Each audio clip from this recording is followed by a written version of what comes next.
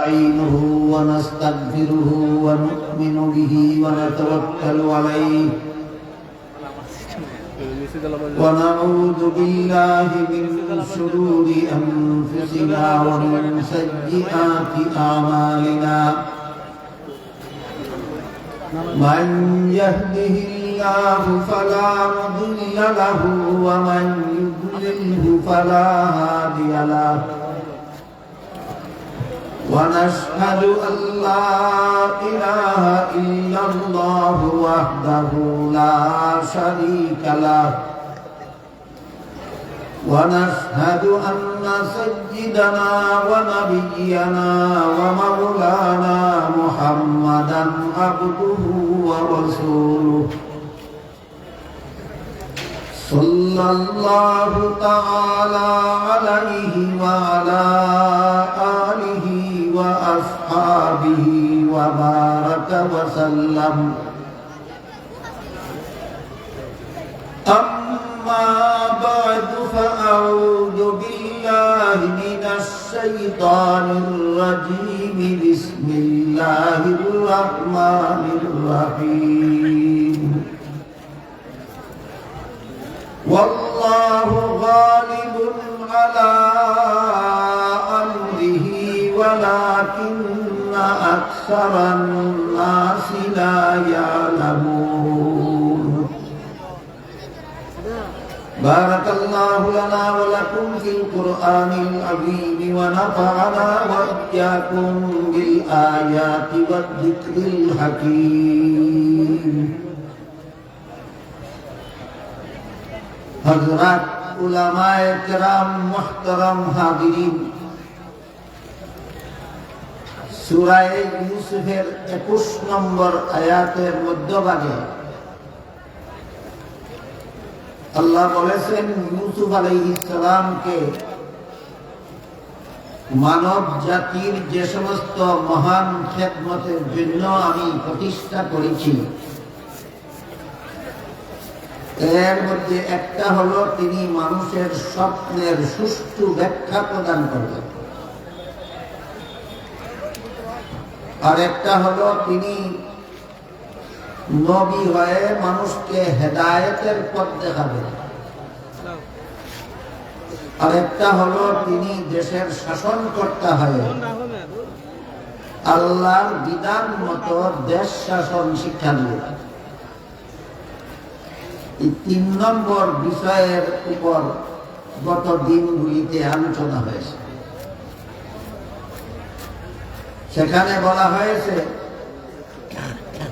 আল্লাহর বিধানকে দেশ শাসন থেকে রহিত করা হয়েছে, বাদ দেওয়া হয়েছে ইহুদি খ্রিস্টানদের সমাজে, এবং তাদের দেখা দেখি বর্তমান দুনিয়ার বহু মুসলমান শাসনকর্তারাও রাজনীতির বেলায় ইসলামকে, ইসলামের বেলায় রাজনীতিকে মানতে রাজি নয়।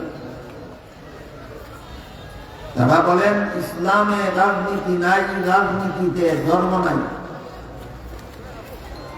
এই কথাটা মুসলমানদের কথা নয়, ইসলামী কথা নয়, ইহুদি খ্রিস্টানদের কাছ থেকে আমদানি করা কথা। অবশ্যই ইহুদিদের ধর্মে দেশ শাসনের ব্যবস্থা নেই, অবশ্যই খ্রিস্টানদের ধর্মে শান্তিপূর্ণভাবে দেশ শাসনের ব্যবস্থা নেই। কিন্তু আল্লাহ পাক রব্বুল আলামিন ইসলাম সম্পর্কে বলেন আকমালতু লাকুম দীনাকুম, ইসলামের বিধিবিধানকে আমি পরিপূর্ণ করে দিয়েছি। যে বিধানগুলি মানুষের ব্যক্তি জীবনের সমস্যাগুলির সমাধানের জন্য যথেষ্ট, যে বিধানগুলি মানুষের পারিবারিক জীবনের সমস্যাগুলির সমাধানের জন্য যথেষ্ট, যে বিধানগুলি মানুষের সামাজিক জীবনের সমস্যাগুলির সমাধানের জন্য যথেষ্ট, ইসলামের বিধানগুলি মানুষের রাষ্ট্রীয় জীবনের সমস্যাগুলির সমাধানের জন্য যথেষ্ট। এই প্রসঙ্গে আমি গত পরশু রাষ্ট্রীয় জীবনে আল্লাহ ইসলামের বিধান মতো বিশাল বিশাল কতগুলি জটিল সমস্যার সমাধান কিভাবে দিয়েছেন তা আপনাদের সামনে তুলে ধরেছে। রাষ্ট্রীয়ভাবে চুরি বন্ধ করার ব্যবস্থা আল্লাহ কোরআনে কোন আয়াতে প্রদান করেছেন গত পরশু আমি বলেছি। খুন খারাপি বন্ধ করার বিধান আল্লাহ কোন আয়াতে দিয়েছেন গত পরশু আমি আপনাদেরকে আয়াতের কথা উল্লেখ করে দিয়েছি। জিনা ব্যভিচার রাষ্ট্রীয়ভাবে বন্ধ করার ব্যবস্থা আল্লাহ কোন আয়াতে দিয়েছেন আমি বলেছি। রাষ্ট্রীয়ভাবে সন্ত্রাস দমনের কি ব্যবস্থা আল্লাহ প্রদান করেছেন আমি আপনাদের সামনে তুলে ধরেছি। এরপর কেন কিছু মুসলমান শাসক হওয়ার পরে, শাসনকর্তা হওয়ার পরে আল্লাহর বিধান মতো দেশ শাসন করতে রাজি নন, মন গড়া বিধানে কেন দেশ শাসন করতে চান, এর পিছনে কতগুলি অত্যন্ত গভীর রহস্য। আমি একদিন আপনাদেরকে ওয়াদা করেছিলাম সেই রহস্যগুলি আপনাদের সামনে তুলে ধরব। আজকে দুই একটা রহস্যের কথা আপনাদেরকে, যারা ধর্মকে বিশ্বাস করেন ব্যক্তি জীবনে, রাষ্ট্রীয় জীবনে যারা ধর্মে বিশ্বাসী, রাষ্ট্রীয় জীবনে ধর্মে বিশ্বাসী হলে এদের অসুবিধাটা কোথায় হয়, সমস্যাটা কোথায়, সেটা হল রাষ্ট্রীয় ক্ষমতাকে স্বেচ্ছাচারিতায় পরিণত করা যায় না ইসলামের হালাল হারাম বিধান মানলে।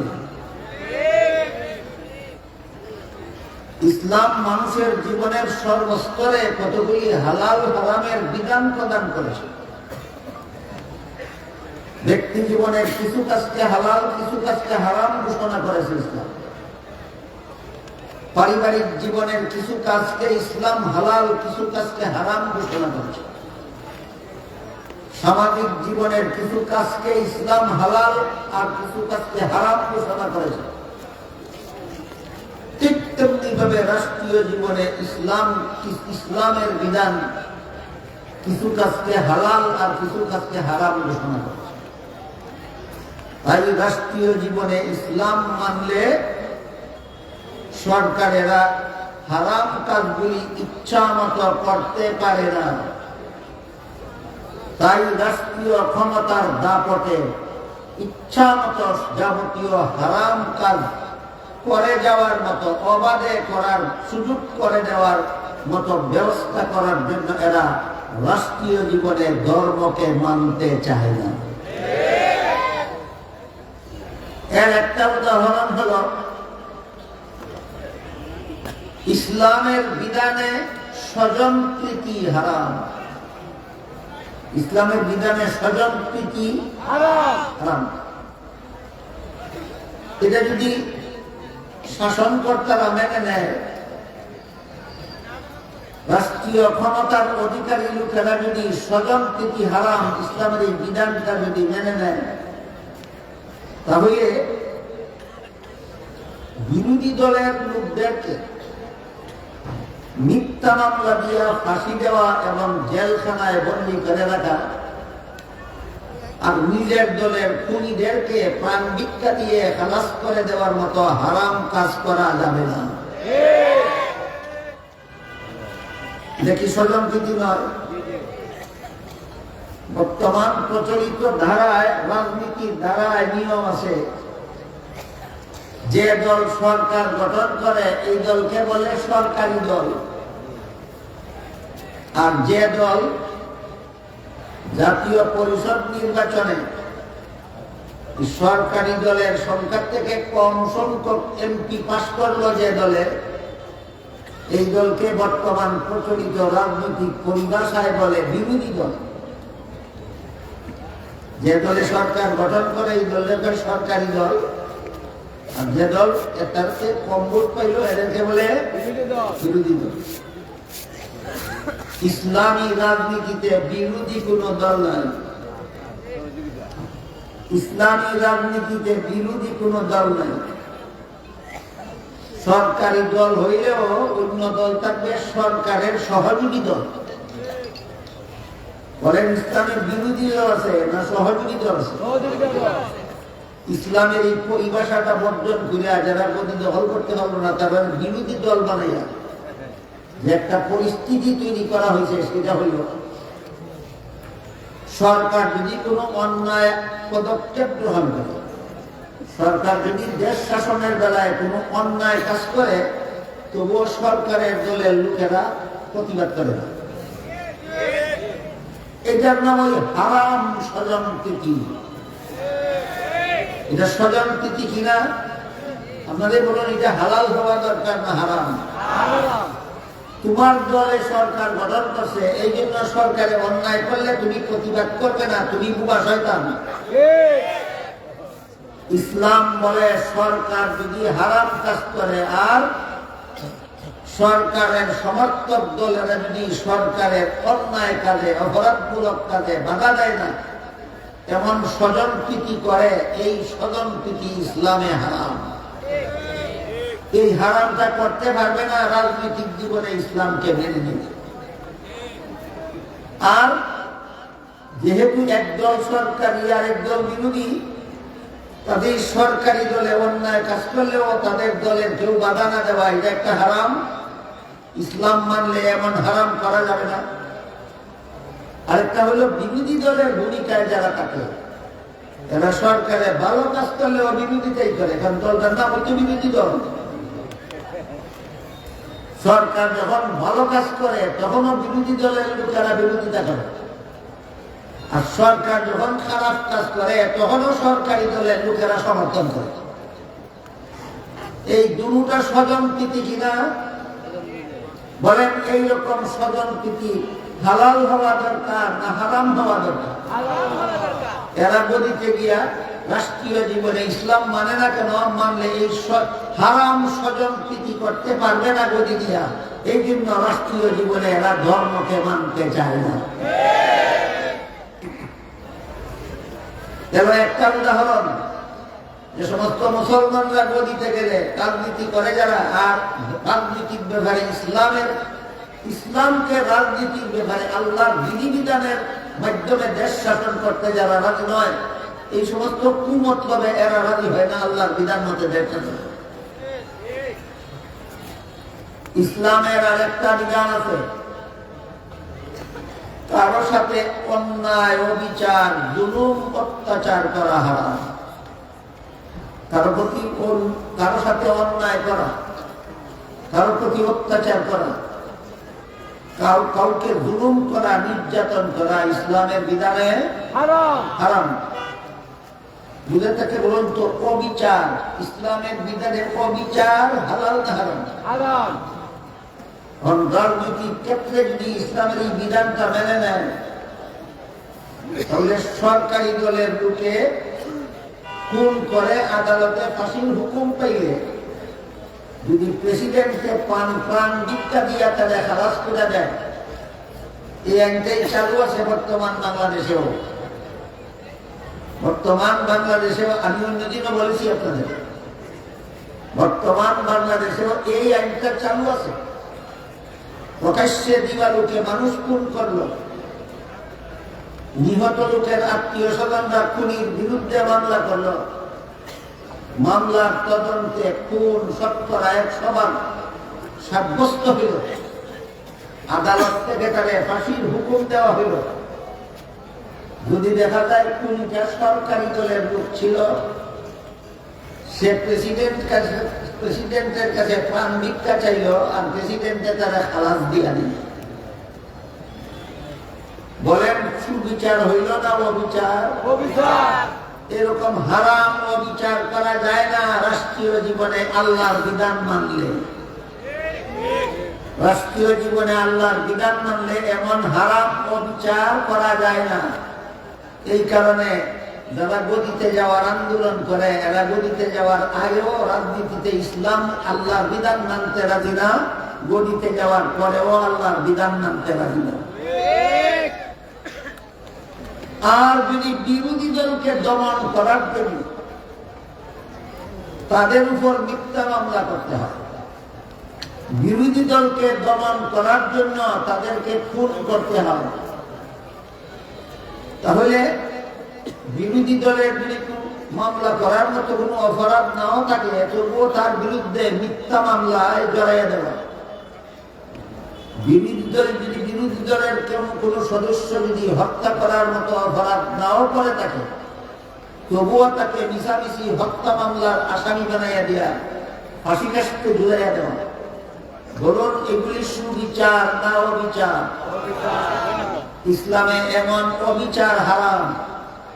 এই কারণেই হারামিরা রাষ্ট্রীয় জীবনে ইসলাম মানতে চায় না।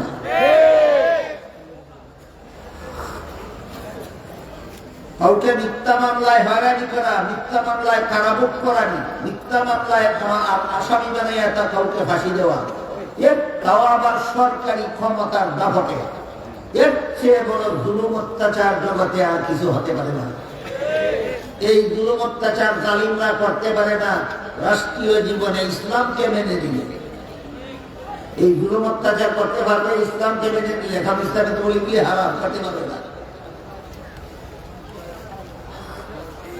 আমি অন্যদিন আপনাদেরকে একটা হাদিসের কথা বলছি। হাদিস শরীফে রাসূল করিম সাল্লাল্লাহু আলাইহি ওয়াসাল্লাম বলেন, কেউ যদি জেনে শুনে কারো বিরুদ্ধে মিথ্যা মামলা করে আর কৌশলে যদি আদালত থেকে মামলার রায়টাও নিয়ে নেয়, মামলা করছে মিথ্যা আর রায় নিছে কৌশলে আদালত থেকে, রাসূল বলেন তুমি মামলার রায় নিলে না, জাহান্নামের একটা টুকরা নিলে, তুমি জাহান্নামের সার্টিফিকেট আদালত থেকে গ্রহণ করো। এইরকম হালাল হারামের বিধান শুধু মানুষের ব্যক্তি জীবনে না, জীবনের সর্বস্তরে।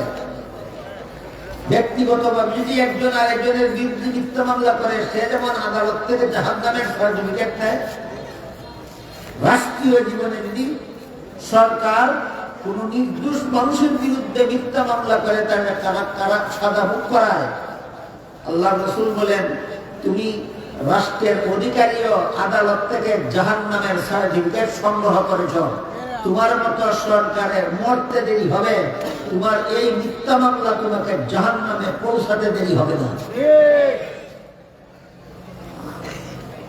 আমি কি আপনাদেরকে বুঝাতে পারতেছি এরা কেন রাষ্ট্রীয় জীবনে আল্লাহর বিধান মানতে চায় না? রাজনীতিতে এরা ইসলাম মানতে চায় না কেন? ইসলাম মানলে রাষ্ট্রীয় ভাবে কোন অপকর্মই করা যায় না। যত দুর্নীতি, যত জালিয়াতি, যত অপকর্ম, যত কোন খারাপি সমাজে চালু আছে, রাষ্ট্রীয় ভাবে একটাও করা যায় না যদি রাজনৈতিক জীবনে আল্লাহর বিধানকে মেনে নেওয়া হয়। আরেকটা উদাহরণ, ইসলামের বিধানে তসরুফ হারাম। তসরুফ বুঝেন? অপরের ধন সম্পদ অন্যায় ভাবে গ্রহণ করা। অপরের ধন সম্পদ অন্যায় ভাবে গ্রহণ করা বলেন ইসলামের বিধানে হালাল না হারাম? যে সমস্ত মুসলমান শাসনকর্তারা শাসন ক্ষমতা পাইয়াও আল্লাহর বিধানে দেশ শাসন করতে রাজি নয়, যে সমস্ত মুসলমান দলের নেতারা রাজনৈতিক জীবনে ইসলামকে মানতে রাজি নয়, না রাজি না থাকার মূলে যত রহস্য আছে এর মধ্যে একটা রহস্য হলো ইসলামের তসরুফ হারাম, অপরের সম্পদ অন্যায় ভাবে গ্রহণ করা হারাম। কাজেই ইসলামের বিধান মতো রাজনীতি করলে, ইসলামের বিধান মতো দেশ শাসন করলে দেশের জনগণের রক্তের বিনিময়ে উপার্জিত লক্ষ লক্ষ কোটি কোটি টাকা চুরি করে বিদেশ পাচার করা যায় না। এটা তসরুফ। দেশের সম্পদ চুরি করে বিদেশ পাচার করা তসরুফ কিনা? তসরুফ ইসলামে হালাল না হারাম? রাজনৈতিক জীবনে ইসলাম মানে না কেন? চুরি করতে হতো নাগরিক দিয়া না, দুনিয়ার কোন মুসলমানের দেশের গরিব দিয়া কোন মুসলমান সরকারে দেশের টাকা পয়সা চুরি করে না? করে না? চুরি কি শুধু গরু চুরেই করে? বলেন গরু চুরে যদি আপনার হালের গরুটা চুরি করে নিয়ে যায়, কত টাকার মাল নিল? বড় জোর 1 লাখ টাকা, বড় জোর 1 লাখ টাকা। কিন্তু রাষ্ট্রীয় গদিতে বসে যারা দেশের সম্পদ চুরি করে 1 লাখ টাকা চুরি করে, 1 লাখ টাকা। তাইলে বলেন তো গরু চোর বড় চোর না ক্ষমতাসীন না ক্ষমতার অধিকারী চোরেরা সরকারেরা বড় চোর? এইরকম চুরি চলে না রাষ্ট্রীয় জীবনে ইসলামকে মেনে নিলে।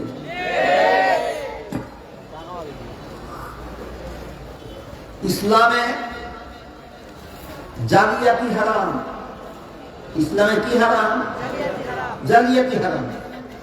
রাজনৈতিক জীবনে ইসলামকে মেনে নিলে দিনের ভোট চুরি করে রাইতে বাক্স ভরা যায় না, কারণ একটা জালিয়াতি। বলেন ভোটারেরা দিনের বেলায় ভোট সেন্টারে যাবে, স্বাধীন মতে ভোট দিবে, এটাকে অপহরণ করিয়া ভোটের দিনের আগের রাত্রে ওই চুরি করিয়া সরকার নিজের দলের পক্ষে ব্যালটে পরে ভোট ছিল মেজা বাক্স মেজা রাখলো, আর দিনের বেলায় শুধু একটা সিনারি দেখাইল ভোটে। এটা জালিয়াতি কিনা? এরা রাজনৈতিক জীবনে ইসলাম মানে না কেন? ভোট চুরি করা যায় না। রাজনৈতিক জীবনে ইসলাম মেনে নিলে ভোট চুরি করা যায় না। রাজনৈতিক জীবনে ইসলামকে মেনে নিলে ভোট ডাকাতি করা যায় না। রাজনৈতিক জীবনে ইসলামকে মেনে নিলে দেশের কোটি কোটি সম্পদ বিদেশে চুরি করে পাচার করা যায় না।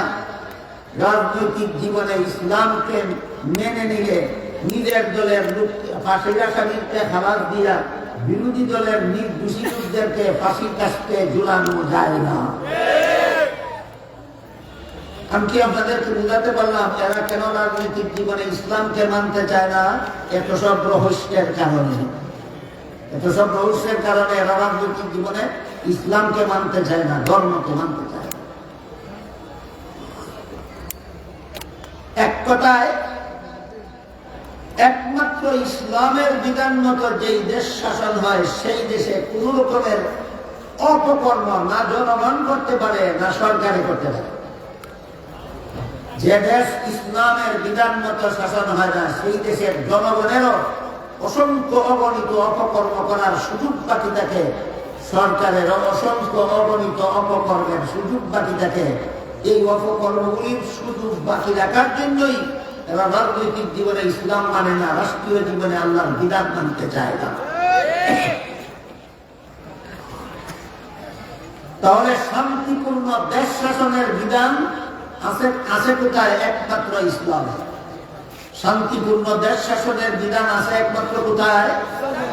একমাত্র ইসলাম। কিন্তু আরেকটা কথা মনে রাখতে হবে, যারা রাষ্ট্রীয় ক্ষমতায় যাবেন, যারা ইসলামের বিধান মতো দেশ শাসন করবেন, শান্তিপূর্ণভাবে দেশ পরিচালনা করবেন, তাদের ঈমান আকীদা যদি বাতিল হয় তাহলে ওরা ইসলাম বিবর্জিত রাজনীতির দ্বারা যত অপকর্ম করে, এরা ইসলামের নামে রাজনীতির দ্বারা তত অপকর্মই করে। একদলে ইসলামের নাম বাদ দিয়ে করে রাষ্ট্রীয় জীবনে অপকর্ম, আরেক দল ইসলামের নাম ব্যবহার করে রাষ্ট্রীয় জীবনে করে অপকর্ম। সুতরাং এই দুই দলের হাতে দেশ কোনদিন নিরাপদ নয়। দেশের স্বাধীনতা নিরাপদ নয়, দেশের জনগণ নিরাপদ নয়, দেশের সম্পদ নিরাপদ নয়। এই জন্য যারাই বলে আমরা ইসলামের বিধান মতো, আল্লাহর বিধান মতো দেশ শাসন করতে চাই, এদের ঈমান আকীদা শুদ্ধ না অশুদ্ধ ওইটাও যাচাই করা, এদেরকে গদিতে পৌঁছাবার আগেই যাচাই করা দরকার। আগে যাচাই না করে শুধুমাত্র আমরা ইসলামী শাসন চাই এই মুখরোচক স্লোগানটা দেখেই যদি যারা বাতিল আকীদার অনুসারী তাদেরকে যদি গদিতে বসিয়ে দেন, তাহলে ইমাম আহমদ বিন হাম্বল রাহমাতুল্লাহি আলাইহি যেই দুর্দশা ঘটেছিল আপনাদেরও সেই দুর্দশা ঘটতে বাধ্য হবে। সংক্ষেপে বলেছি, ইতিহাসটা বুঝে দিন। ইমাম আহমদ বিন হাম্বল রাহমাতুল্লাহি আলাইহি 4 মাযহাবের 4 ইমামের এক ইমাম। হানাফি মাযহাবের ইমাম হলেন ইমাম আবু হানিফা রাহমাতুল্লাহ। শাফি মাযহাবের ইমাম হলেন ইমাম শাফিঈ রাহমাতুল্লাহ আলাইহি। মালিকি মাযহাবের ইমাম হলেন ইমাম মালিক রাহমাতুল্লাহ আলাইহি। হাম্বলি মাযহাবের ইমাম ইমাম আহমদ বিন হাম্বল। ইমাম আহমদ বিন হাম্বল রাহমাতুল্লাহ আলাইহি দেশের শাসনকর্তা, ইসলামের নামে দেশ শাসন করতেন। কিসের নামে? ইসলামী শাসনের নামে দেশ শাসন করতেন। তার নাম ছিল বাদশাহ হারুন রশিদের ছেলে বাদশাহ মামুনুর রশিদ। বুঝে থাকতে বলেন ইমাম আহমদ বিন হাম্বলের জমানার বাদশার নাম মামুনুর রশিদ। ইসলামী আল্লাহর বিধানের নামে দেশ শাসন করত, ইসলামী আইনের নামে দেশ শাসন করত, কিন্তু তার ঈমান আকীদা ছিল বাতিল। তার ঈমান আকীদা ছিল বাতিল। কোথায় ছিল তার ঈমানের দোষ, কোথায় ছিল তার আকীদার দোষ? আমি অন্যদিন আপনাদেরকে বলেছি, যারা অতীতের ইতিহাস জানে না, এরা ভবিষ্যতের কর্মপন্থা নির্ণয় করতে পারে না। অতীতের ইতিহাসে ইসলামী শাসনের নামে আকীদা বাতিল হওয়ার কারণে কি কি অপকর্ম করেছিল, সেই ইতিহাস মুসলমানদের ভুলে গেলে চলবে না। বাদশাহ মামুনুর রশিদ একটা ভ্রান্ত দলের আকীদায় বিশ্বাসী ছিল। ভ্রান্ত দল, তার নাম হইল মুতাজিলা। আমি অন্যদিন আপনাদেরকে বলছি, আল্লাহ রাসূলের এক হাদিসের বিবরণ মতে মুসলমানদের 73 দল হবে।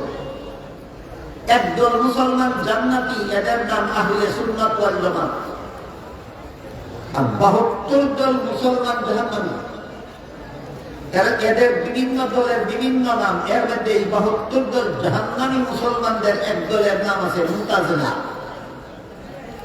মুতাজিলাদের আকীদার মধ্যে অনেক বর্ধিত। মুতাজিলাদের ঈমান আকীদার মধ্যে অনেক বাতিল কথা ছিল। এর মধ্যে একটা বাতিল কথা হলো, আল্লাহ যদি কোন গুনাহগারকে মাফ করে রেস্টে দিয়া দেয়, তাহলে আল্লাহর অপরাধ হবে। মানেন কি আপনারা? আল্লাহ যদি কোন গুনাহগারকে মাফ করে রেস্টে দিয়া দেয়, তাহলে আল্লাহর অপরাধ হবে? এরা আকীদা লই না যে আল্লাহ যদি কোন গুনাহগার মুসলমানের গুনাহ মাফ করে রেস্টে দিয়া দেয়, আল্লাহর অপরাধ হবে।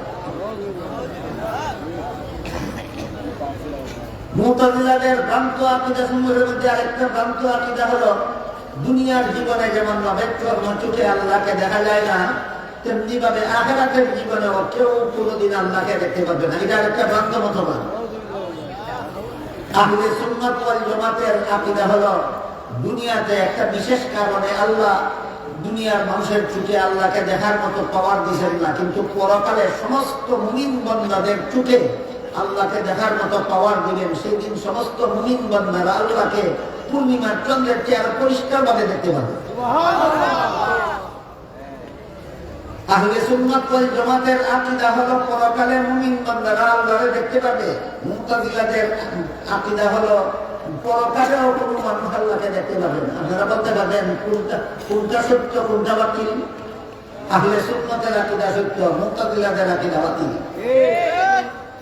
আজকে অনেকে আকীদা বাতিল বলতে কি বুঝায়, জোরাটি বুঝে না। তাই আমার আকীদা কই বাতিল হইল? এর আকীদা কই বাতিল হইছে? আকীদা বুঝলে তো তে বলতো আকীদা কই বাতিল হইল। মুতাজিলাদের বাতিল আকীদাগুলির মধ্যে আরেকটা বাতিল আকীদা ছিল, পরকালে মানুষের আমল নামা ওজন হবে না। আহলে সুন্নাত ওয়াল জামাতের আকীদা হলো, আল্লাহ বলেন মান ইয়ামাল মিসকালা যাররাতিন খায়রান ইয়ারা ওয়া আম্মা মান সাকুলাত মাওয়াজিনুহু ফাহুয়া ফি ঈশাতির রাদিয়াহ ওয়া আম্মা মান খাফফাত মাওয়াজিনুহু ফাউম্মুহু হাবিয়া। আল্লাহ বলেন হাসরের মাঠে যাদের নেক আমলের ওজন ভারী হবে, ওজনের আগেই না ওজন করার পরে, তারা জান্নাতি সাব্যস্ত। হাসরের মাঠে যাদের নেক আমলের ওজন হালকা হবে, ওজনের আগেই হালকা হবে না ওজন করার পর, আল্লাহ বলেন তারা জাহান্নামী সাব্যস্ত। আহলে সুন্নাত ওয়াল জামাতের আকীদা হলো, হাসরের মাঠে বান্দার আমল ওজন হবে।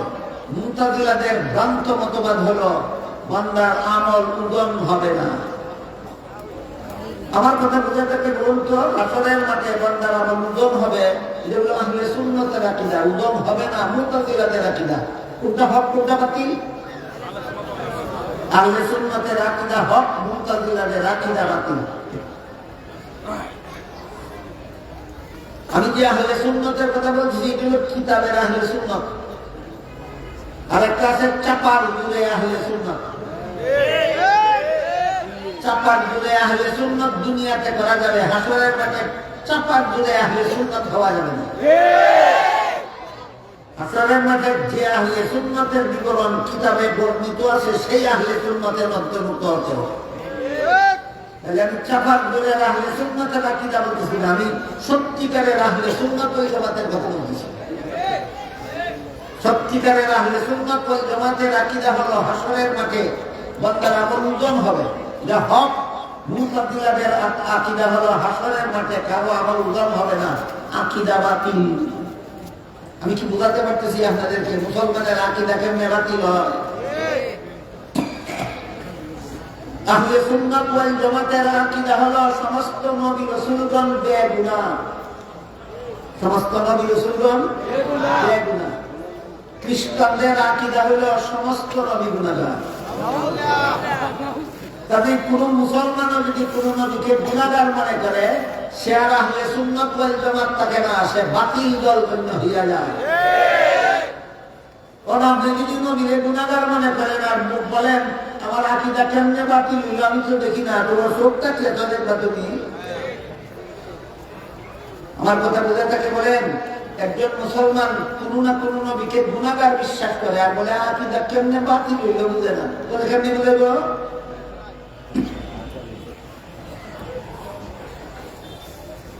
আহলে সুন্নাত ওয়াল জামাতের আরেকটা আকীদা আছে, আল্লাহ যেমন অনাদি, কুরআন শরীফ আল্লাহর কালাম, আল্লাহর কালাম অনাদি, আল্লাহর কালাম নবরচিত নয়।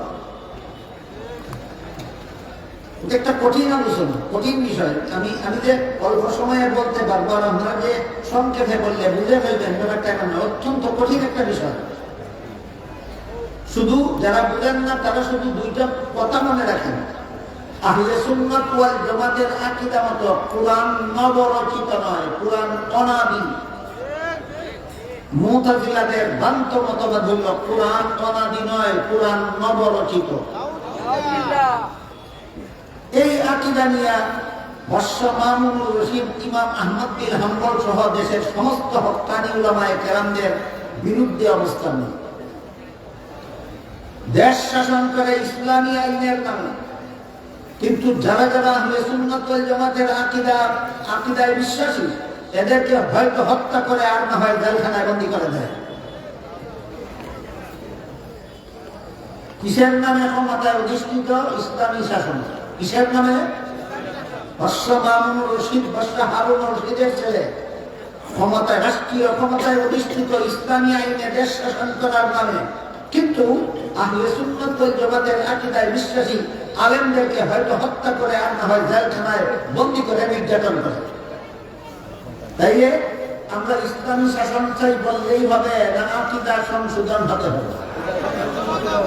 ইসলামী শাসনের দাবিতে যদি মামুন রশিদের মতো বাতিল আকীদাপন্থী কেউ মুসলমানের দেশের গদিতে বসে, তাহলে মামুন রশিদ ইমাম আহমদ বিন হাম্বলকে যেই দশা ঘটাইছিল, এরাও ইসলামের মানে হক এবং হত্যাকে সেই দশা ঘটাবে, সন্দেহ না। ইমাম আহমদ বিন হাম্বল রাহমাতুল্লাহি আলাইহি চার মাযহাবের ইমাম, উনাকে সেই বাতিলপন্থী বাতিল আকীদার অনুসারী ইসলামী শাসনের নামে গদিতে অধিষ্ঠিত বাদশাহ মামুন রশিদ প্রত্যেক দিন জেলে ব্যত্যাঘাত করতেন। জেলে ব্যত্যাঘাত করতে করতে তাকে জেলখানায় শহীদ করেছিল। তার দেশে আরো যত আহলে সুন্নাত ওয়াল জামাতের আলেম ছিলেন, হয়তো বাতিল মতবাদ গ্রহণ করতে বাধ্য করত, আর না হয় জেলখানায় বন্দী করে দিত, আর না হয় ইমাম আহমদের মতো হত্যা করে ফেলত। কাহিনী বুঝে তাকে বলেন, এটা কল্প কাহিনী না, সত্যিকারের ইতিহাস।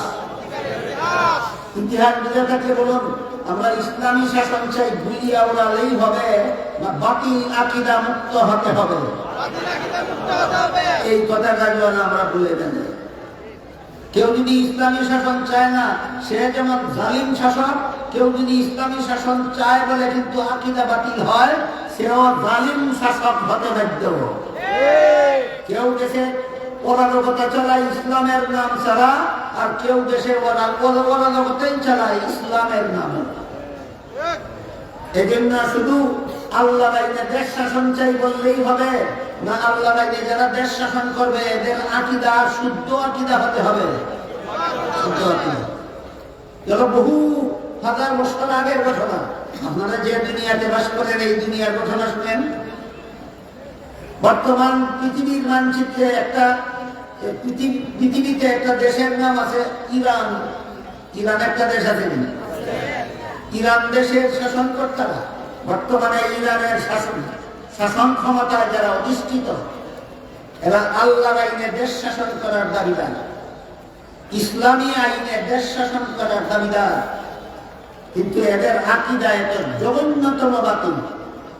এই বাতিল আকীদা বিশ্বাস করলে কোন মুসলমানের ঈমান থাকে না।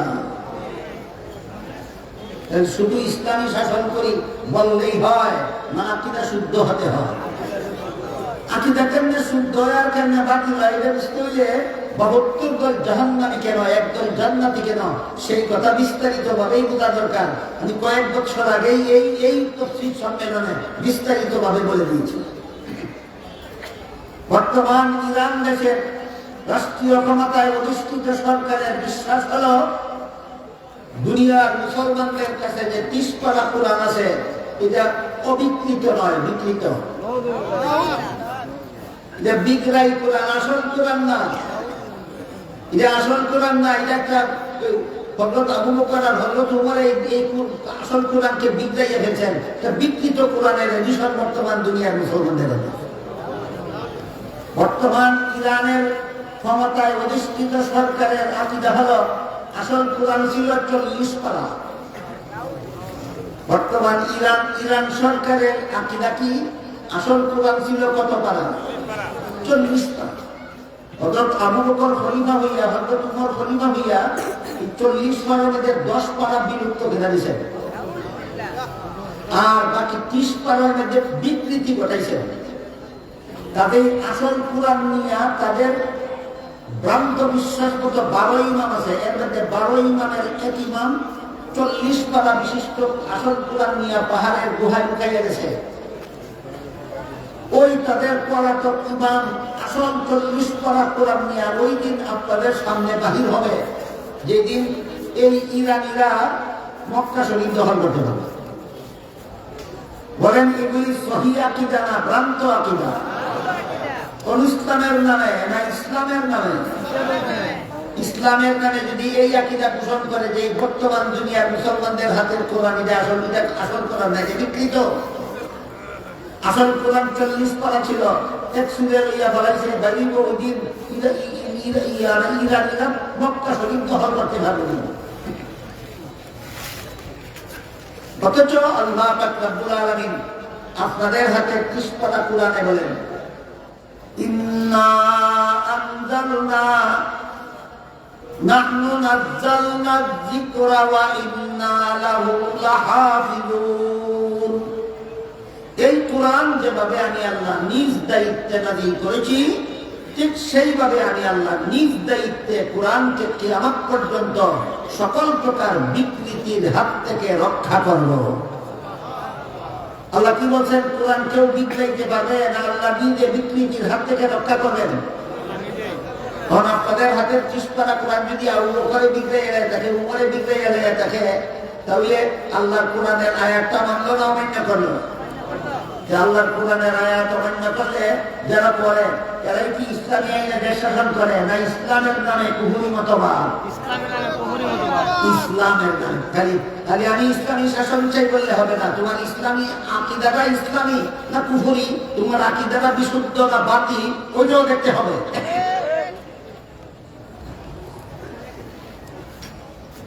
এই কোরআনে ভুল ধরার জন্য ইউরোপের একজন সেরা স্বাস্থ্য বিজ্ঞানী ছিলেন, তার নাম ছিল ডক্টর মরিস বুকাইলি। ধর্ম বিশ্বাসে তিনি ছিলেন খ্রিস্টান, ইসলাম ধর্ম বিদ্বেষী ছিলেন। তিনি মনে মনে ভাবলেন মুসলমানদের ধর্মগ্রন্থ কোরআন, এতে যদি কোনো ভুল বের করা যায় তাহলে সারা দুনিয়াতে প্রচার করে দেওয়া যাবে ইসলাম ধর্মটা বাতিল। এই অসৎ উদ্দেশ্য নিয়ে লোকটা কোরআন শিখতে আসলো। এসে দেখলো আরবি ভাষায় পারদর্শিতা অর্জন করা ছাড়া কোরআন শিখার কোনো পথ না। এই কথাটা আমাদের অনেক শিক্ষিত পণ্ডিতরাও বলেন। এরা মনে করে আজকাল কোরআনের অনুবাদ লাইব্রেরিতে কিনতে পাওয়া যায়, কোরআনের ব্যাখ্যা লাইব্রেরিতে কিনতে পাওয়া যায়, কোরআনের তফসির বাংলা ভাষায় লাইব্রেরিতে কিনতে পাওয়া যায়। আমি লাইব্রেরি থেকে কিনে নিয়ে কোরআনের অনুবাদ করে কোরআনের অর্থ বুঝে নিব, কোরআনের তফসির করে কোরআনের ব্যাখ্যা বুঝে নিব। তবে আরবি ভাষায় পারদর্শিতা অর্জন করার দরকারটা কি? আমি জবাব দিব ভরে।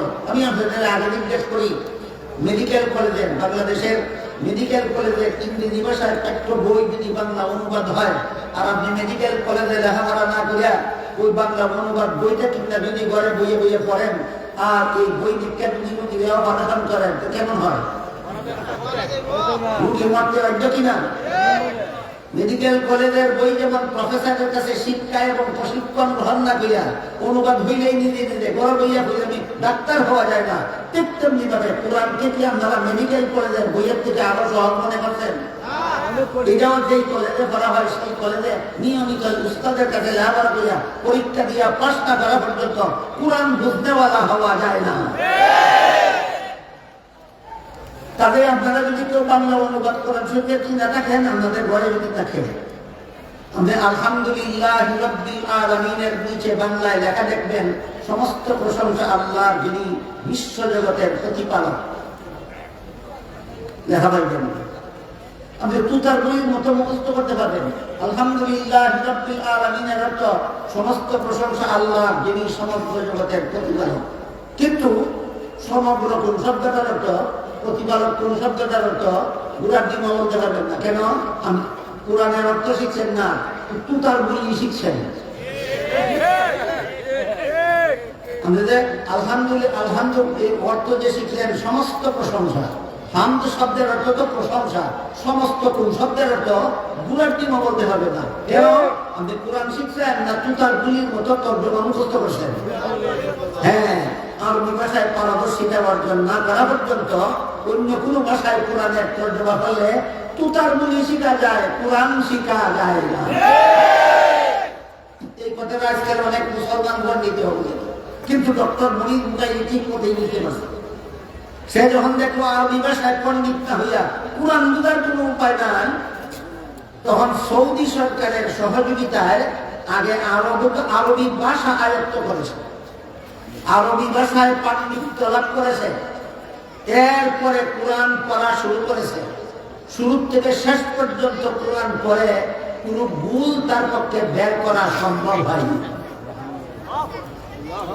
এরপরে সে জানতে পারলো আজ থেকে প্রায় ১৫০০ বছর আগে হযরত উসমান রাদিয়াল্লাহু আনহু নিজের হাতে যে কোরআন শরীফের একটা এডিশন তৈরি করেছিলেন, হাতের লেখা এডিশন, এমন একটা এডিশন রাশিয়ার তাশকন্দের জাদুঘরে সংরক্ষিত আছে। যখন ডক্টর মরিস বুকাইলি জানলো যে ১৫০০ বছর আগে হযরত উসমানের হাতের লেখা কোরআন শরীফের এডিশন তাশকন্দের জাদুঘরেরও সংরক্ষিত আছে, তখন সে ভাবলো আধুনিক দুনিয়ার প্রেসে চাপা কোরআনের সাথে ১৫০০ বছর আগের হাতের লেখা কোরআন মিলালে অবশ্যই যথেষ্ট পরিমাণ ভুল বের হবে। এই চিন্তা ভাবনায় সে ছাপা কোরআন নিয়ে গেল। সেখানে উসমানের হাতের লেখা কোরআনের সাথে মিলাইয়া দেখলো একটা কথার মধ্যে বেশ কম নাই, একটা শব্দের মধ্যে বেশ কম নাই, একটা অক্ষরের মধ্যে বেশ কম নাই, একটা নুক্তার মধ্যে বেশ কম নাই, একটা জের জবরের মধ্যে বেশ কম নাই। ভুল পাইল না সত্যতা পরম ভাবে সাব্যস্ত হল, আর বিবেককে ফাঁকি দিতে পারলো না। বিবেকের তাড়নায় যে ডক্টর মরিস বুকাইলি এসেছিল কোরআনে ভুল ধরতে, সেই মরিস বুকাইলি কলেমা পড়ে মুসলমান হয়ে গেল। এই কাহিনী, এই ইতিহাস বুঝে থাকতে বলুন ডক্টর মনির বুখাইলির মতো কট্টর ইসলাম বিদ্বেষী খ্রিস্টানেও কোরআন আরবি ভাষায় পণ্ডিতেও কোরআনের ভুল খুঁজে পাইল না, কিন্তু ইরানের শাসনকর্তারা যারা ইসলামের নামে দেশ শাসন করে এরা কোরআন সম্পূর্ণটা ভুল বলে ঘোষণা দিল। ইসলামী শাসনের দাবির অভাবে না আকীদা বাতিল হওয়ার কারণে। খালি শুধু ইসলামী শাসন চাই বললেই হয় না, যারা ইসলামী শাসন চায় তাদের আকীদা শুদ্ধ হতে হয়, আকীদা শুদ্ধ হতে হয়। সুতরাং ইসলামী শাসন ছাড়া শান্তিপূর্ণ দেশ শাসনের কোন ব্যবস্থা নাই। বিশদ দাবির কথা না, বিশুদ্ধ আকীদাদারই ইসলামী শাসন হতে হবে। বিশুদ্ধ সহিহ আকীদা বিশ্বাসে যারা বিশ্বাসী এরা ইসলামী শাসন জানতে হবে, এরা নিজেরা আগে ইসলামী শাসন ব্যবস্থা শিখতে হবে, বুঝতে হবে, তারপরে অন্যদের মধ্যে ইসলামী শাসন ব্যবস্থা জানতে হবে। একজন নিজেই যদি কোরআন না শিখে থাকে, কোরআন না করে থাকে, নিজেই কোরআন বুঝে না। কোরআনের কোন আয়াতে আল্লাহ রাষ্ট্রীয় কোন সমস্যার সমাধান কিভাবে দিলেন, আমি গতকালকে বেশ কতগুলি উদাহরণ আপনাদেরকে বলেছি, গত পরশু বেশ কয়েকটা উদাহরণ বলেছি। কোরআনের কোন আয়াতে রাষ্ট্রের কোন সমস্যার সমাধান কিভাবে দিলেন, কোন আয়াতে কোন সমস্যার সমাধান কিভাবে দিলেন, বলেন আলেম ছাড়া কেউ বুঝবে? তাহলে আপনি আলেম না হইয়াও যদি আপনি গতি চান, আপনাকে গতিটা দেওয়া দেওয়ার জন্য কিসের দাবিতে? ইসলামী শাসনের দাবিতে। আমি কি বুঝেন কোরআন দিন ইসলামী শাসন? এই জন্য সঠিক ইসলামী শাসনের জন্য দুইটা জিনিস দরকার। একটা হলো বিশুদ্ধ ইসলামী আকীদা সম্পন্ন শিক্ষা, আর একটা হলো ইসলামী আইনে দেশ শাসন করা।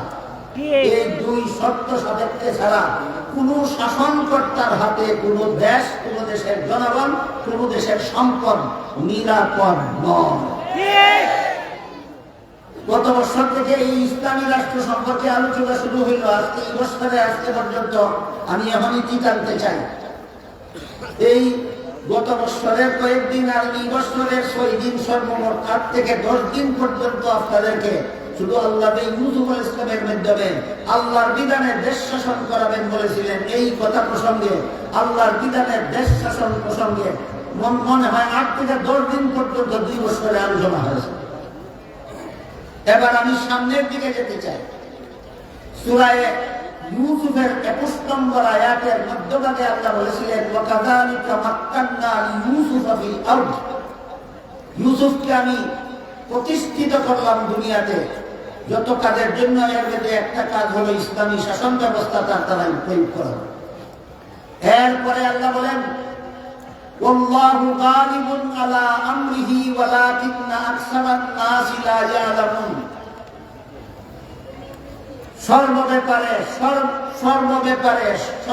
সর্বকালে আল্লাহর সিদ্ধান্তই চূড়ান্ত সিদ্ধান্ত। সর্বলোকের ব্যাপারে, সব সমস্যার ব্যাপারে সর্বকালে আল্লাহর সিদ্ধান্তই চূড়ান্ত সিদ্ধান্ত। এই কথাটা দুনিয়ার অধিকাংশ মানুষে বুঝে না।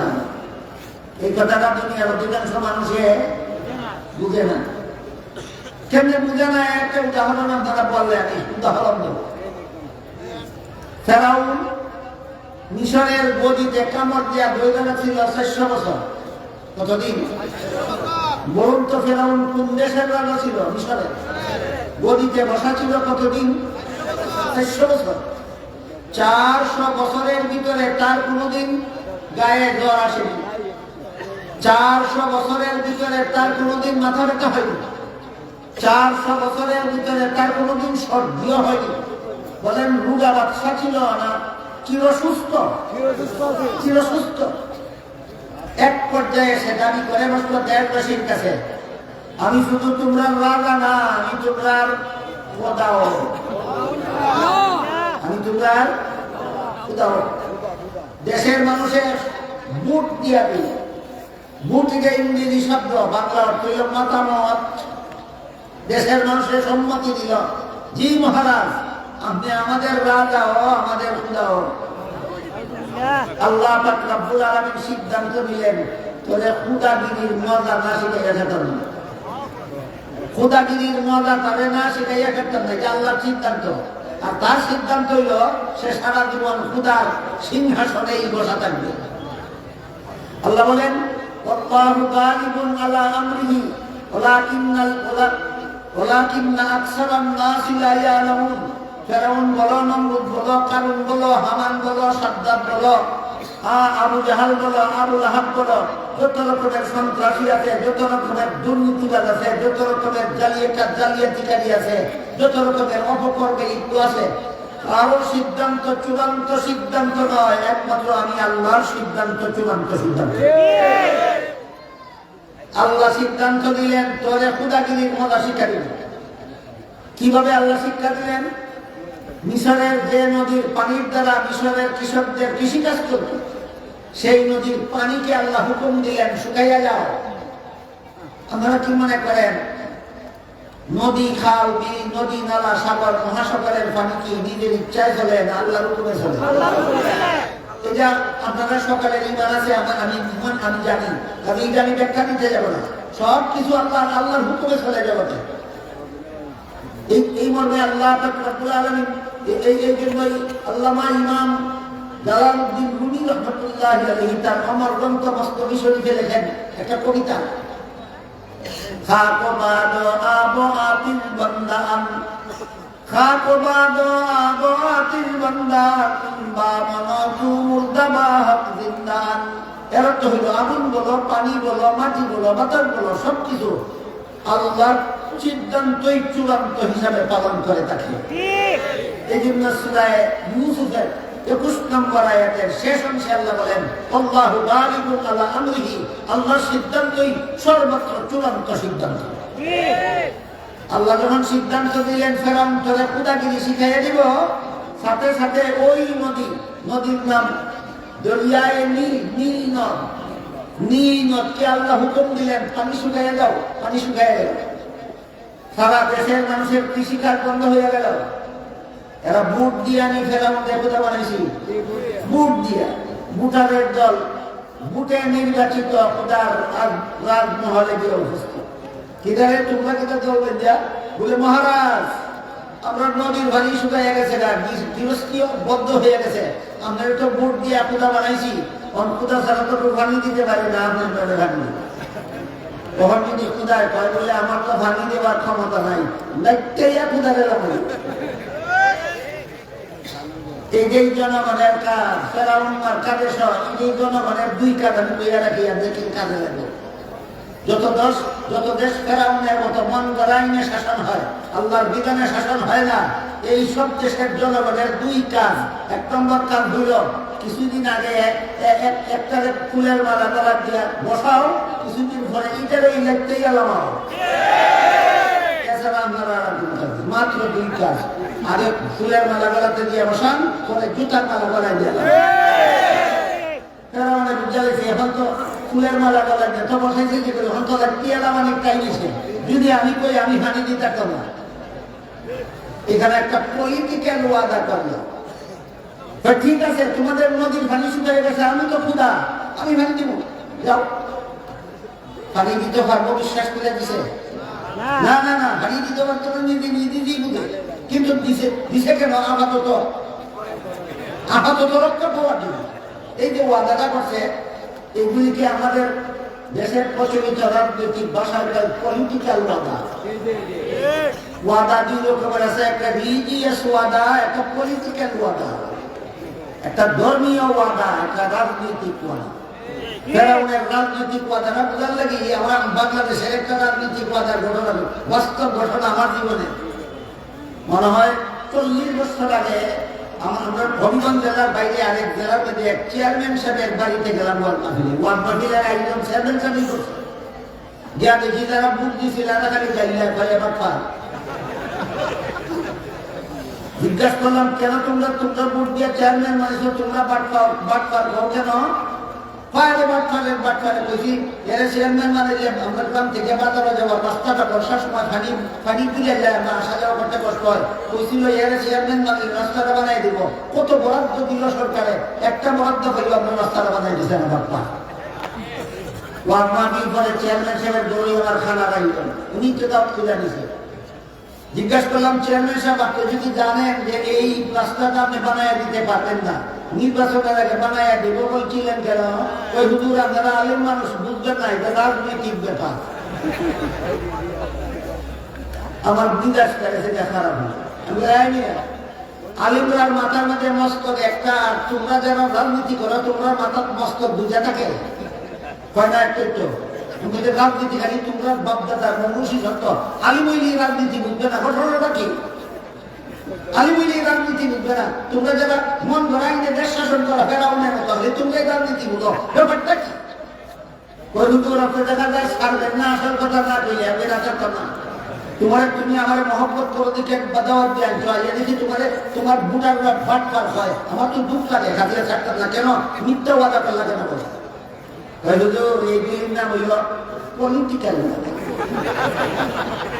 আমি বুঝি না, আমার বুঝাইয়া কবে না পলিটিক্যাল ওয়াদা খারে ভালো করে বুঝে রাখুন।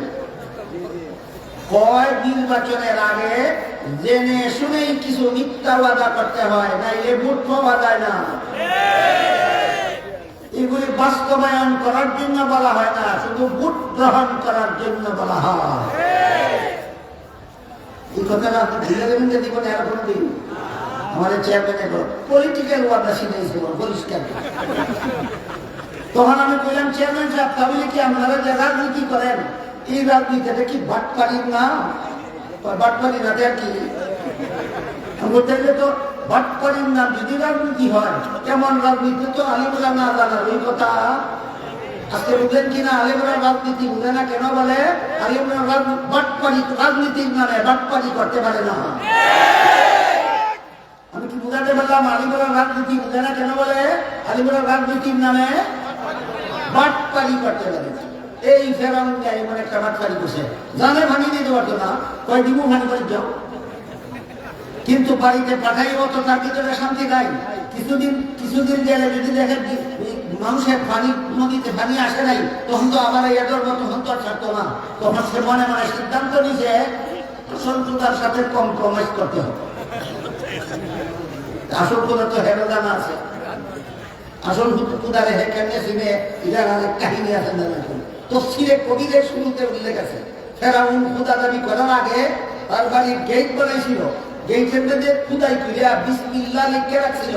বিসমিল্লাহর মধ্যে আল্লাহ শব্দ আছে, আল্লাহ শব্দ আছে, বিসমিল্লাহ লিখে রাখছিল তার গেটের মধ্যে। শেষ পর্যন্ত যখন জুলুম অত্যাচার শুরু করলো, খুদা হওয়ার দাবি শুরু করলো, হযরত মুসা আলাইহিস সালাম একদিন আল্লাহরে কইলেন, আল্লাহ এই বেঈমান ঢাকা ধরো না কেন? গজবের হাতে ধরো না কেন? বাটপার তালে গদি দখল করে বসে বসে। আল্লাহ বললেন মুসা ইসলাম, আল্লাহ মুসা ইসলামকে বললেন, মুসা নবী একটু ধৈর্য ধরেন, আমি দৌড় থেকে দেরি করতেছি, একটু কারণ আছে। মুসা নবী জিজ্ঞাসা করলেন, কি কারণ? আল্লাহ বললেন, পূজা দাবি করার আগে যে গেটের মধ্যে আমার নামটা লিখে রাখছি, পূজাই পূজা, নামটা এখন লেখা হয়েছে, মিটছে না, নামটা খাতিরে আমি তাকে ধরতে দেরি করতেছি। এই কাহিনী যারা জানে না, এরা বুঝে না ফেরাউন মার্কা সরকার থেকে আল্লাহ জগতের হাতে ধরতে কিছু সময় নাই কেন? কোন ফেরাউনে মাথার শক্তিবান্ত, কোন ফেরাউনে নির্বাচনের আগে তসবিহ করতো, কোন ফেরাউনে উমরা করতো, কোন ফেরাউনে হজ করতো। এই কারণে এইসব ফেরাউনে আল্লাহ ধরতে একটু সাধক আছে। এই কাহিনীর দ্বারা আমরা পরিষ্কারভাবে বুঝলাম যে ফেরাউন খোদা দাবি করার আগে আসল আল্লাহ চিন্ত, এই জন্য বিসমিল্লাহ লেখা রাখছিল। তাই ফেরাউনে এই দেশের জনগণকে বিদায় দিয়ে ভাবলো এইবার আসল খোদার সাথে কম্প্রোমাইজ না করলে আর খোদাগিরি রক্ষা করা যাবে না।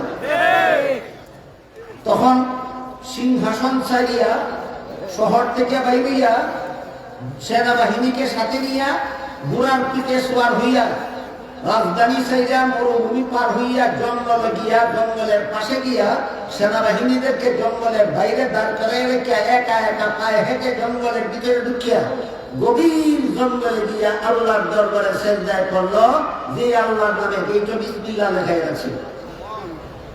সেজদায় করে কয়, ও আল্লাহ, আসলে যে খুদা আমি না, আসলে যে খুদা তুমিও, এটা তো তুমিও জানো, আমিও না। খুদা তো আসলে আমি না, খুদা তো তুমি, কিন্তু আমি তো এর কাছে মিশামিশি খুদার দাবি করে বলেছি। এখন যদি তুমি তো পানিটা গিয়া দেও নদীতে, দুনিয়াতে আমার ইজ্জতটা রক্ষা হয়।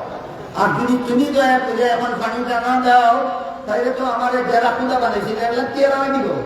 আল্লাহ দুনিয়াতে আমার লাক্ষা হইও না, দুনিয়াতে আমার বাহাদুরিটা ঠিক রেখে দাও, মরণের পরে তুমি ইচ্ছা মতো আমার যা ভালো কুটা দিও।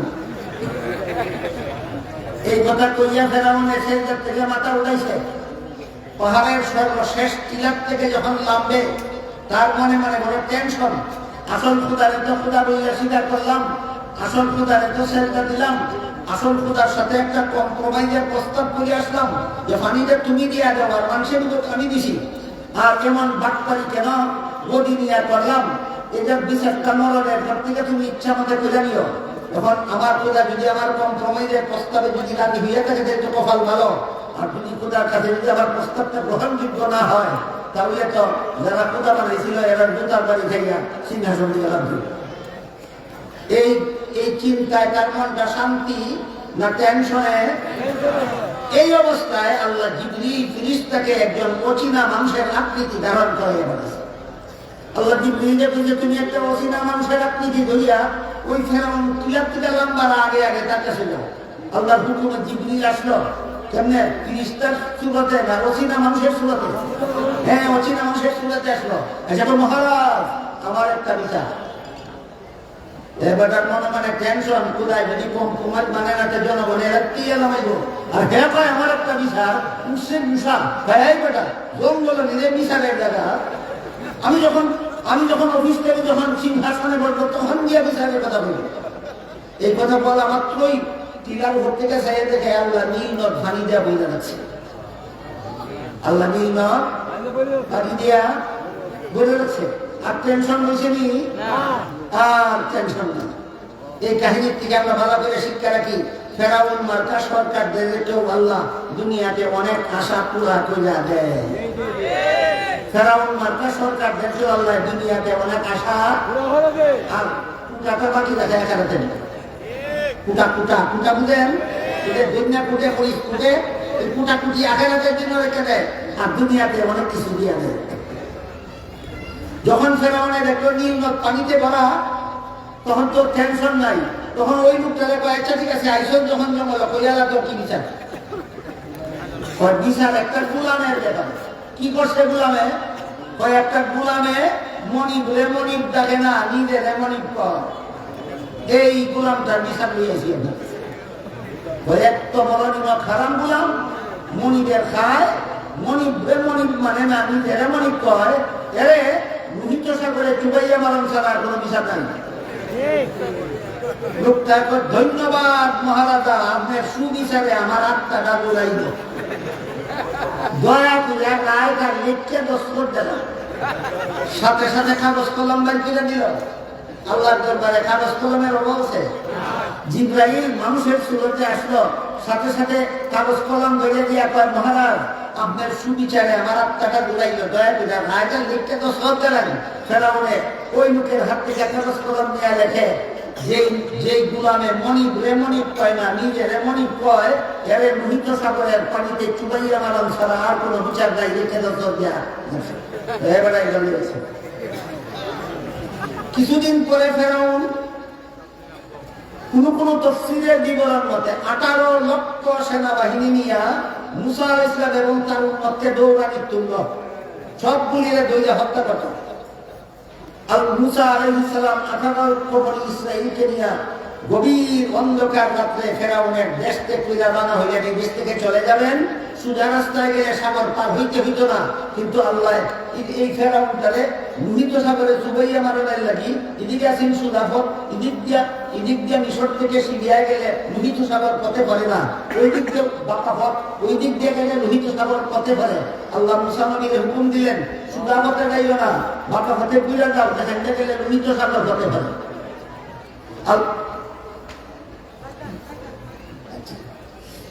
আল্লাহর হুকুমে মুসা আলাইহিস ওই পথে গেলেন যেই পথে গেলে লোহিত সাগর পথে পারে।